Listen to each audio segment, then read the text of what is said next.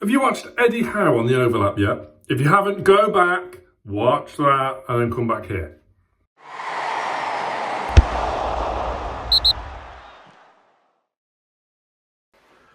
Hello team, welcome back to Newcastle Fans TV. Now listen, I'm not a big Gary Neville lover, I'm not his biggest fan at all, but you cannot deny what a fantastic couple of interviews he's done over the past few weeks. First with Anthony Gordon, and then today has seen the release of, I think it was about 50 minutes with Eddie Howe. Absolutely superb. Asked a couple of real big questions, to be fair, which you wouldn't get on your kind of more traditional outlets. Asked about St Maximin's exit, Dan Ashworth's exit, England, the potential for him to manage England in the future. You know, if you haven't already seen it, I warned you at the top, so there's going to be spoilers. So yeah, saying St Maximin was great to work with, but it was his time to go. Not just for FFP reasons, I thought was really, really interesting. The Dan Ashworth thing that he would kind of report to, that Dan Ashworth was his port of call. Now, temporary, it's Darren Eales. Whether or not Dougie Freedman is the man that's going to fill Ashworth's boots, we don't know yet. There's a couple more names been linked, but I know I've done videos in the past when we think it's all done and dusted and they've chosen their man. It hasn't been the case, but Dougie Freedman is now the new kind of favourite. And it's not hard to see why. Palace are on a revival. Obviously, they taught us a lesson of the week and they absolutely thrashed Manchester United earlier in the week. The headline, of course, being Michael Olise. Fantastic performance from him, and we've been linked. We've been linked among a number of clubs, which is not surprising, really. Right wing is one of the priority positions. Will Almiron be moved on this season? The problem is with PSR and FFP and all that crap, we don't really know how much we've got to spend. Unless, look, June's going to be a horrible month when it comes to Bruno's release clause. If Bruno does go, if someone does match that 100 mil and Bruno agrees to leave Newcastle, then we know PSR, FFP isn't going to be a problem, and that can lead to 3 or 4 really big signings, hopefully. Obviously, we don't want Bruno to go. He's priceless, and he's worth more than 100 mil as well, by the way. You look at what Chelsea spent on their centre midfield pairing. Bruno's worth so much more, and the same with Isak as well. I mean, there's so much crap on social media at the moment, including this garbage from it's mainly coming from Arsenal, because they think they can just get Isak and Bruno for dirt cheap. Yeah, claiming to know a journalist when you can't even forge a sentence together correctly. So yeah, block out all the crap that's going to be on social media over the next month or so. But again, I was really uplifted actually by what Howe had to say about the England national team, and it's kind of confirmed what we've known for a while, that yes, England is going to be there for him at some point during his career. He's still young in management terms, but there's no doubt about it. He is not ready to give up that day-to-day club manager. The guy is obsessed. And it just makes you feel proud that we've got someone like him, and it's part of that kind of strategy that Eddie Howe went into a bit regarding recruitment, that we're not buying ready-made players.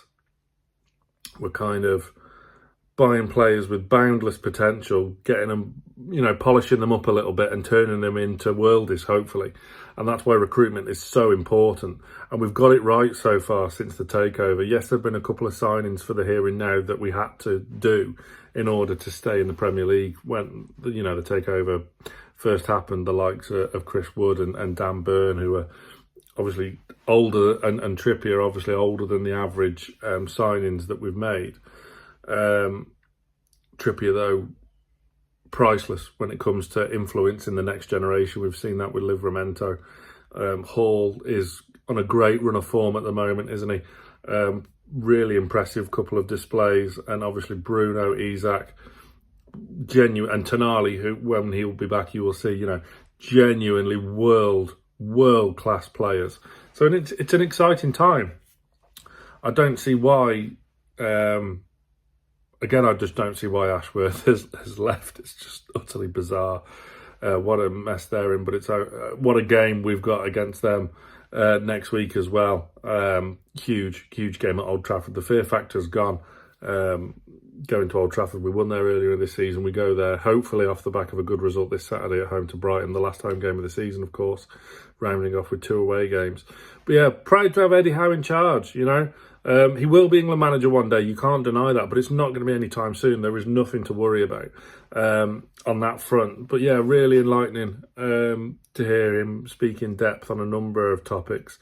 So if you haven't seen it, I've you know, put in a few spoilers in there, but it's still worth a watch anyway. It's still worth a watch.